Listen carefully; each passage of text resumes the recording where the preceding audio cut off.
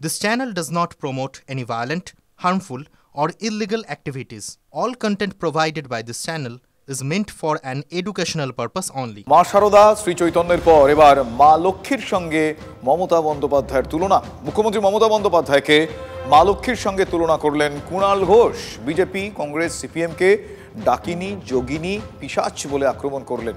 সলিল চৌধুরীর গানকে হাতিয়ার করলেন কুণাল ঘোষ। গায়ের বধূর শাঁখের ডাকে, গায়ের বধূর শাঁখের ডাকে, গায়ের বধূর শাঁখের ডাকে লক্ষ্মী এসে ভরে দিত গোলা সবার ঘরে ঘরে। অর্থাৎ গায়ের বধূর শাঁখের ডাকে লক্ষ্মী এসে ভরে দিল গোলা সবার ঘরে ঘরে। সবুজ ধানে উপচে যাচ্ছে। আপনাদের তো পূর্ব বর্ধমান কৃষিভিত্তিক, রাস্তায় দেখছি দুপাশে ধান। ওই গানেরই আবার পরের অংশে আছে ডাকিনী যোগিনী এলো শতনাগিনী এলো পিশাচেরা এলো রে। অর্থাৎ সেই গ্রামে ডাকিনী যোগিনী পিশাচরা আসছে। জেনে রেখে দেবেন, গায়ের বধূর শাঁখের ডাকে যিনি আসেন তিনি মা লক্ষ্মী মমতা ব্যানার্জি। আর এই ডাকিনী যোগিনী পিশাচ হলো বিজেপি, সিপিএম আর কংগ্রেস। এই তফাৎটা একদম পরিষ্কার করে বুঝে রেখে দিন। যাদের উদ্দেশ্য করে কুণাল ঘোষের এই বার্তা, এই বক্তব্য, আমরা তাদের সঙ্গে কথা বলার চেষ্টা করেছিলাম। আমরা কথা বলেছিলাম কংগ্রেস নেতা সৌম্য আইচরায়ের সঙ্গে, তিনি কি বলেছেন আপনাদের শোনাবো। আমরা কথা বলেছিলাম বিজেপি নেতা সজল ঘোষের সঙ্গেও। ব্যাক টু ব্যাক শোনাই তারা কি বলছেন। মা লক্ষ্মী মমতা ব্যানার্জির ভেতর দিয়ে কুণাল ঘোষ দেখতে পাবে, হ্যাঁ, এটা স্বাভাবিক। কারণ কুণাল ঘোষেরা পড়ে খায়, কুণাল ঘোষেদের মা লক্ষ্মী তো মমতাই। হ্যাঁ, মমতা ব্যানার্জি না থাকলে এদের বাড়িতে অনেকে হাঁড়ি চড়বে না। তো সে বিষয়ে কিছু বলার নেই। আর ডাকিনী যোগিনী বললে আবার ওকে আমায় শকুনি মামা বলতে হবে, মন্থরা বলতে হবে, এটাও আমি বলতে পারবো না। এটা আমি দোকান নয়। আপনি এগুলোর এইসব প্রশ্নের উত্তর আপনি চলে যান পাঁচটার কাছে। কোনো যদি সার্কাস ময়দানে যদি কোনো জোকার থাকে তাকে জিজ্ঞাসা করুন, জোকারের উত্তর জোকার দেবে। এসব কাব্য কথা, গল্প কথা উনি বলতেই পারেন। উনি সাংবাদিক ছিলেন, তো উনি এসবগুলো হয়তো কোথাও থেকে জোগাড় ফোগাড় করে বলছেন। তো প্লেগারিজম করা একটা দল এই রাজ্যে মাথাপিছু রোজগার কার্যত কুণালবাবুকে জিজ্ঞাসা করুন, তলানিতে চলে গেছে। একটা ভারী শিল্প আসে না, বিসর্জনকে কার্নিভাল করে এখানে চলে। শিল্পের নামে এই রাজ্যে ঠন ঠন গোপাল। আমি জানি না যে এই রাজ্যে মাথাপিছু রোজগার নেই। এ রাজ্য থেকে লক্ষ লক্ষ পরিযায়ী শ্রমিক রাজ্য থেকে ছেড়ে দিয়ে চলে যাচ্ছে। এই রাজ্যের ছেলেমেয়েরা পলায়ন করছে, মেধারও পলায়ন হচ্ছে, পুঁজিরও পলায়ন হচ্ছে। বৃদ্ধাবাসে পরিণত হয়েছে বাংলা। সেখানে মা লক্ষ্মীর সাথে তুলনা করছেন নাকি প্যাঁচার খ্যাচখ্যাচানি শুনতে হচ্ছে আমাদের, আমি বলতে পারবো না। সেটা কুণালবাবু ভালো বলতে পারবেন। কুণাল ঘোষের বক্তব্য আপনাদের আমরা শুনিয়েছি। কুণাল ঘোষের বক্তব্যের পর বিরোধীরা কিভাবে দেখছেন বিষয়টা সেটাও শুনিয়েছি। কুণাল ঘোষ তার নিজের বক্তব্যের পরিপ্রেক্ষিতে কি বলেছেন এবার সেটা শোনাবো। মুখ্যমন্ত্রীর সঙ্গে নানা রকম তুলনা করা যায়, মা দুর্গাও তুলনা করা যায়, মা লক্ষ্মীও তুলনা করা যায়। ব্যাপারটা হচ্ছে ডেভেলপমেন্ট, সম্প্রীতি, সমৃদ্ধি, শান্তি, তার প্রতীক মমতা বন্দ্যোপাধ্যায়। সেই হিসেবেই তুলনা করা হয়েছে বিজেপি। তবে এইটার কিন্তু একটা ধারাবাহিকতা আছে। তার কারণ এর আগেও মমতা বন্দ্যোপাধ্যায়কে কেউ মা শারদা বলেছিলেন, কেউ ভগিনী নিবেদিতা বলেছিলেন, কেউ আবার শ্রী চৈতন্যদেবের সঙ্গেও তুলনা করেছিলেন। কে কি বলেছেন এর আগে, মানে যে ধারাবাহিকতা যেটা বললাম, আসুন একটু পর পর শুনে নিই আমরা। যেমন লতা মঙ্গেশকর, সচিন তেন্ডুলকর, এরা কিন্তু জন্মে যাদের ভগবান পাঠিয়েছে কোন একটা কারণের জন্য, তেমনও কিন্তু মমতা বন্দ্যোপাধ্যায় একজন এমন নেত্রী যাকে পাঠানো হয়েছে মানুষের সেবা করার জন্য। মানুষের সেবা করবার জন্য নিজের জীবনকে উৎসর্গ করেছেন। তিনি আর কেউ নন, আপনার আমার সকলের জননেত্রী বাংলার মুখ্যমন্ত্রী মমতা বন্দ্যোপাধ্যায়, যার মধ্যে আমরা ভক্তি নিবেদিতার ছায়া দেখতে পাই। সারদা মায়ের মৃত্যুর পরে মমতা বন্দ্যোপাধ্যায়ের জন্মের সময়টা হচ্ছে সেই অঙ্কটা মিলিয়ে দিচ্ছে। তিনি মা শারদা, তিনি ফ্লোরেন্স নাইটিঙ্গেল, তিনি সিস্টার নিবেদিতা, তিনি ঘরের দুর্গা। দেবার জন্য একজনই আছেন, তিনি হচ্ছেন মানে মা শারদার মতন হাত তুলে বসে আছেন মাননীয় মুখ্যমন্ত্রী মমতা বন্দ্যোপাধ্যায়। যে কারণে, এবং আমি যে কারণে বারবার করে সব জায়গায় এটা বলি যে চৈতন্যদেবের প্রকৃত উত্তরাধিকারী কেউ যদি হন তিনি মমতা বন্দ্যোপাধ্যায়। অন্যদিকে মুর্শিদাবাদে তৃণমূল কংগ্রেসের জেলা সভাপতি কি বলছেন? তিনি বলছেন যে 26-এর ভোটে বিজেপিকে ঠেকাতে জোট করতে হবে। কাদের? তিনি বলছেন কংগ্রেস সিপিএমকে এক ছাতার তলায় আসতে হবে, মানে তৃণমূল কংগ্রেস সিপিএম এক ছাতায় তারা বিজেপিকে আটকাবেন। অপূর্ব সরকার তিনি এই কথা বলেছেন। তবে এ বিষয়ে আমল দিতে নারাজ সিপিএম, বিজেপি বিষয়টাকে কটাক্ষ করেছে। যারা কংগ্রেস সিপিএম আছে আমি সবাইকে আহ্বান করব, আসল সাম্প্রদায়িক শক্তির বিরুদ্ধে যদি লড়তে হয় মমতা বন্দ্যোপাধ্যায়ের ছাতার তলায় এসে লড়াই করুন, আমরা আপনাদের সহযোগী থাকব।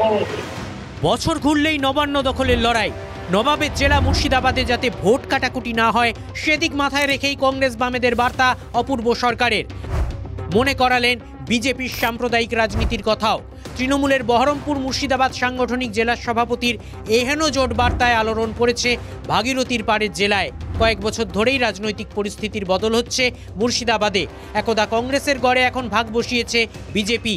2021-এর বিধানসভা ভোটে 22টির মধ্যে ঘাসফুলের ঝুলিতে গিয়েছিল 20টি আসন, অথচ হাত হাতুড়িকে শূন্য করে 2টি আসন ছিনিয়ে নিয়েছিল পদ্ম শিবির। এই প্রেক্ষাপটে শিবরাত্রির সলতের মতো টিম করে জ্বলতে থাকা বাম কংগ্রেসকে তাদের রাজনৈতিক শক্তির কথা মনে করিয়ে দিয়েই মমতা বন্দ্যোপাধ্যায়ের ছত্রছায়ায় আসার আহ্বান জানালেন কান্দির তৃণমূল বিধায়ক। সিপিএম কংগ্রেস যখন এই বাংলায় 3% 4% ভোট পাবে, তাহলে সেই ভোটটা নষ্ট করার অর্থ হচ্ছে ভোট কাটুয়া দলে পরিণত হবে, অর্থাৎ সাম্প্রদায়িক শক্তিকে আগমনের পথ প্রশস্ত করে দেওয়া। ভারতবর্ষের সংবিধান রক্ষার্থে মমতা বন্দ্যোপাধ্যায়ের হাতকে শক্ত করুন।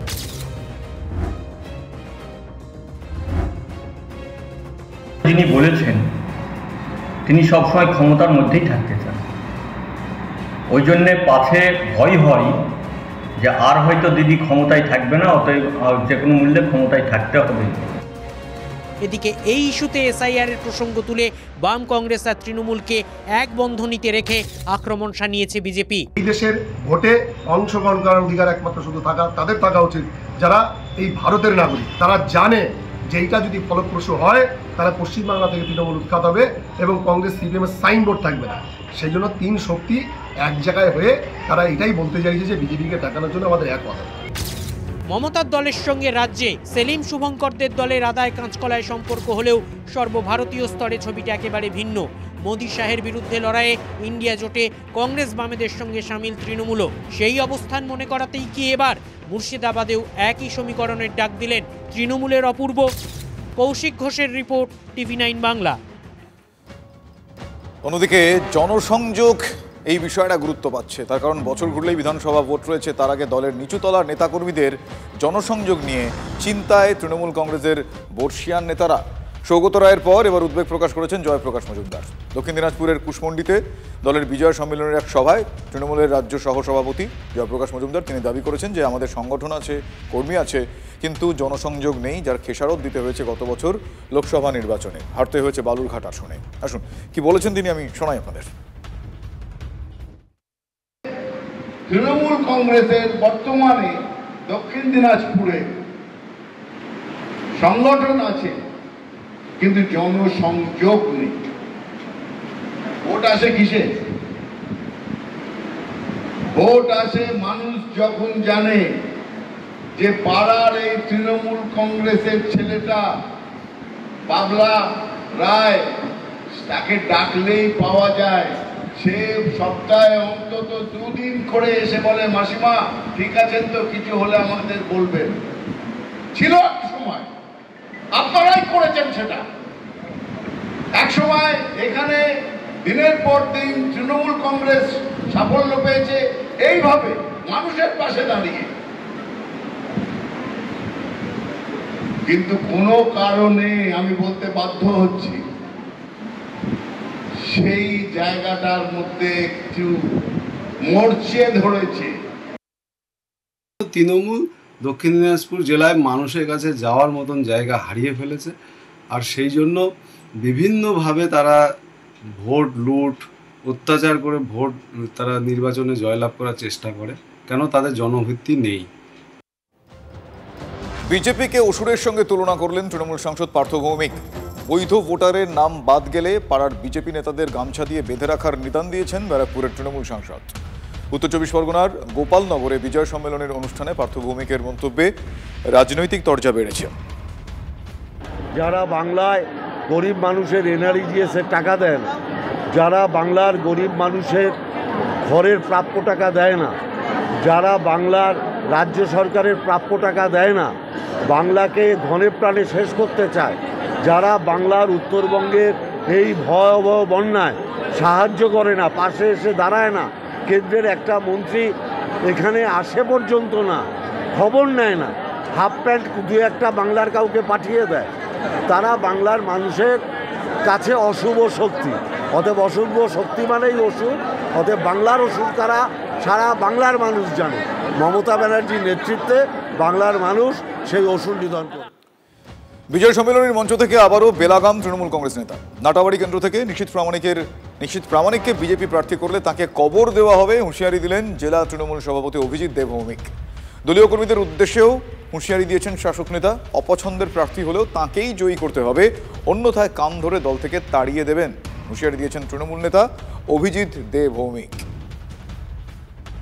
বিজেপি কত বড় অধ্যত্ত, এরা বলছে এখানে নিশীথ প্রামাণিককে দাঁড়া করাবেন, আমরা বলছি নিয়ে আসুন। যত বড় মাস্তান ক্রিমিনাল হোক, নাটাবাড়ি কেন্দ্রে কবর করে দেব, এটাই তৃণমূল কংগ্রেসের। আপনার সব থেকে অপছন্দের মানুষটাই তৃণমূলের প্রার্থী হবে, তাকে ভোট দিয়ে জেতাতে হবে, এটা পার্টির প্রতি আপনার দায়িত্ব, এই কাজটা আপনার করতে হবে। অভিজিৎ বাবুর এই মন্তব্যকে বিজেপি কটাক্ষ করেছে। কি বলে কটাক্ষ করেছে? বিজেপি বলছে দলীয় কর্মীদের উপর আস্থা নেই, হার নিশ্চিত জেনেই এমন পাপা হুঙ্কার। তৃণমূল জেলা সভাপতি নিজের দলের উপর কোনো আস্থা নেই, তাই তিনি বলতে পারছেন যে নাটাবাড়ি বিধানসভা কেন্দ্রে তৃণমূলের যত অপছন্দের প্রার্থী হোক না কেন, তার বিরোধিতা যদি কেউ করে তাহলে তাকে দল থেকে বহিষ্কার করা হবে।